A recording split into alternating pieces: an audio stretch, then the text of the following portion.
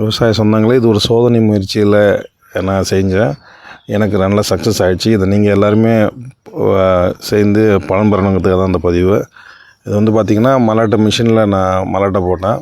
எனக்கு மல்லாட்டை ரொம்ப கம்மியான அளவு தான் செலவாச்சு. ரெண்டாவது ஆள் கூலி ரொம்ப ரொம்ப ரொம்ப கம்மி. எனக்கு கொஞ்சம் அந்த அளவுக்கு ரொம்ப போட முடியல. ஸோ நான் ஆள் வச்சு போட்டேன். அது ஒரு 4 ஆள் கூலி தான் ஆச்சு. ரெண்டாவது பார்த்திங்கன்னா, ரெயின் ஹோஸ் போட்டேங்க.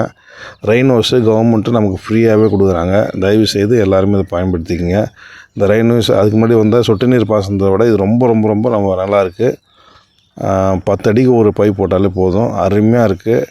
நம்ம அண்டை கழிக்க தேவையில்ல, வாய்க்கால் பூஞ்சி போட தேவையில்ல. ரொம்ப யூஸ்ஃபுல்லாக இருக்குது. ரெண்டாவது, இது மல்லாட்டை போட்டு 7ஆவது நாள் வந்திருக்க பயிர். பார்த்திங்கன்னா உங்களுக்கு புரியும். பாருங்கள், ரொம்ப அழகாக வந்திருக்கு.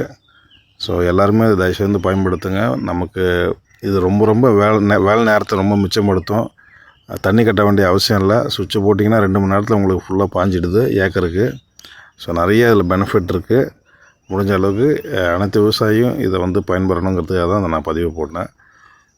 நான் வந்து பார்த்திங்கன்னா 3 ஏக்கருக்கு போட்டிருக்கேன். ஸோ 3 ஏக்கருக்கும் நான் அந்த ரெயின் ஹோஸ் தான் போட்டிருக்கேன். இது எனக்கு யூஸ்ஃபுல்லாக இருக்குது.